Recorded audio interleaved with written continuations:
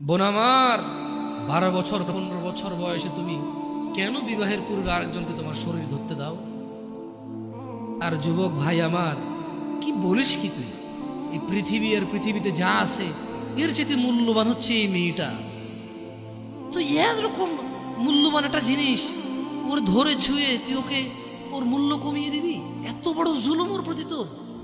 তুই আল্লাহকে ভয় করিস না তাই বলে এতটা? কি বলিস তুই? তুই কি কারো গাড়ির গ্লাস ভাঙছিস জীবনে? না। কেন? ওর লস হবে। তুই কি কোনোদিন কোনো মানুষকে ঘুষে দিছিস? না। কারণ তাহলে ও বেচারা কষ্ট পাবে।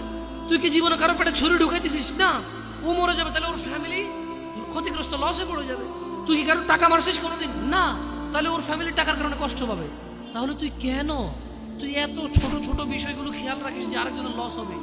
তাহলে তুই এই মেয়েটার জীবনটাকে তুই কি করলি? তুই পুরো পৃথিবী আর পৃথিবীতে যা আছে সবকিছু বিক্রি করলে যে সম্পদ হবে, সবকিছু অর্জন করলে যে অর্জন হবে, এর চাইতে মূল্যবান তুই ওকে সতীত্ব থেকে বের করে নিয়ে আসলি। তুই তোর সামান্য ডিজায়ার ফুলফিল করার জন্য, যেটা আল্লাহ তোর জন্য বৈধ করেছে, কবুল বললে তোর বাপের দোষ, আল্লাহর তো দোষ না।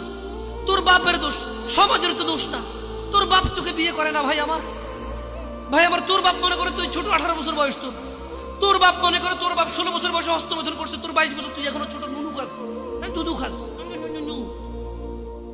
তোর বাপের অজ্ঞতা, ইসলামের দোষ দিবি কেন তুই? এটা তোর বাপ 13 বছর বয়সে চাস্তমন জাটতমন নিয়ে পালাই গেছে, এরপরে সবাই মিলে ধরে আনছে।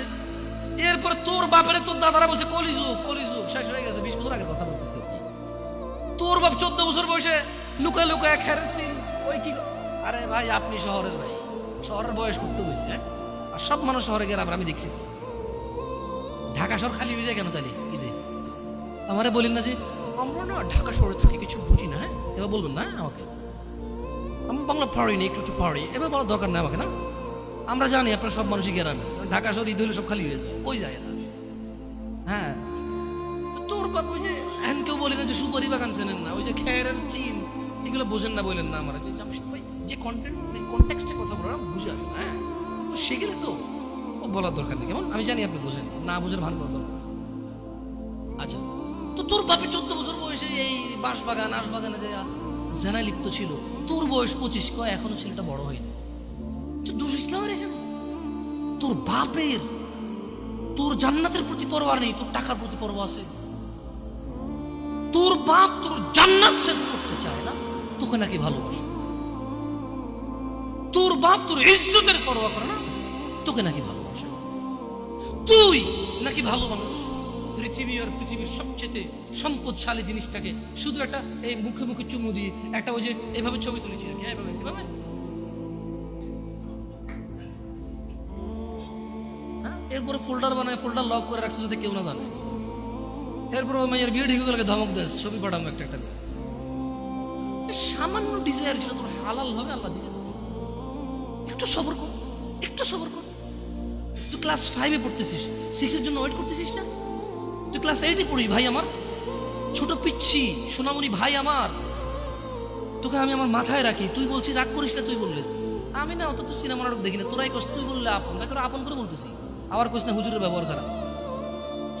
উনি তুই করে কেন বল? উনি এভাবে কেন কথা বলেন? নিজেকে কি মনে করে? না, তোরাই ডায়লগ দিস। আসলে তুই বললে আপন মনে, আমি এই জন্য ভাই তোরা আমার কিছু, তুই বললে আপন, আমি তো সৌদি আরব বড় হয়েছি, আমি তো দেশে বড় হইনি। আমি আসার পর সব ডায়লগ দেখছি। আসলে আপন জনকে তুই বলে, হ্যাঁ তুই বললে আপন মনে, আমি তোরা আপন মনে করি। কেন? 1450 বছর আগে আল্লাহ আমার কাছে তুই আমার ভাই, কত আপন তুই চিন্তা কর। তোরা তুই কমু না কারে কমু রে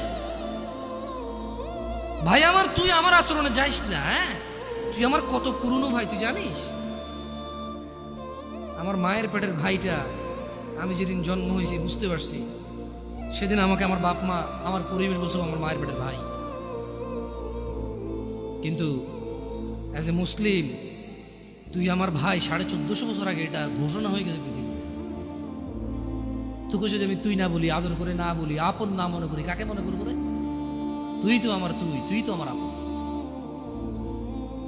এমন করিস না ভাই আমার, তোর বয়স সবে 14 বছর। একটু অপেক্ষা কর, একটু অপেক্ষা কর। তোর বাপ বিয়ে করেছে, তুই পৃথিবীতে আসছিস, তুই এমনি এমনি আসিস না। তুইও বিয়ে করবি, তুইও পৃথিবীর সমস্ত সুখ পাবি ইনশাআল্লাহ। তোর ছেলে সন্তান এমনি এমনি আসবে না, তুইও আল্লাহর দেওয়া নিয়ামত উপভোগ করবি এবং আল্লাহর প্রশংসা করবি। অপেক্ষা কর ভাই আমার, অপেক্ষা কর। খবরদার, বেখেয়ালি হওয়া যাবে না, বেখেয়ালি হওয়া যাবে না। আর নিজের সামান্য ডিজায়ারকে ফুলফিল করার জন্য পৃথিবীর সবচেয়ে দামি সম্পদটাকে সবচাইতে সস্তা নিকৃষ্ট করে দেওয়া যাবে না। কেমন? বিয়ের পূর্বে কোনো মেয়ের গায়ে হাত দিবি না ভাই আমার, খবরদার। বিয়ের পূর্বে কোনো মেয়ের সাথে কথা বলবি না, খবরদার। তোর যোগ্যতা নেই ওর সাথে কথা বলার। তুই কে রে? বামন হয়ে চাঁদের দিকে হাত বাড়াবি না।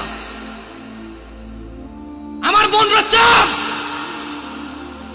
ওয়াল্লাহি যেদিন ইসলামী শাসন আসবে, যেদিন ইমাম মেহেদী আসবে, যেদিন ঈসা আলাইহিস সালাম আবার আসবে, ওনার বন্ধের উপর যারা হাত দিবে উনি হাত কেটে ফেলবে। তুই বামন হয়ে চাঁদের দিকে হাত বাড়াইস না। আমার বোনরা চাঁদ, ইসলাম মেয়েদেরকে চাঁদ বলেছে আর তোকে বামন বলেছে। বেটা তুই বেটা ছেঁড়া খাতায় শুয়ে লাখ টাকার স্বপ্ন দেখিস, বিয়ের আগে মেয়ের গায়ে হাত দিস? তোর সাহস কত? তোর সাহস কত?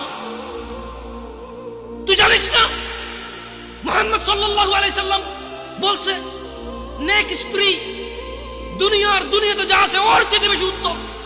তুই কি করে ওর গায়ে হাত দিস বিয়ের আগে? তোর সেই যোগ্যতা আছে বল?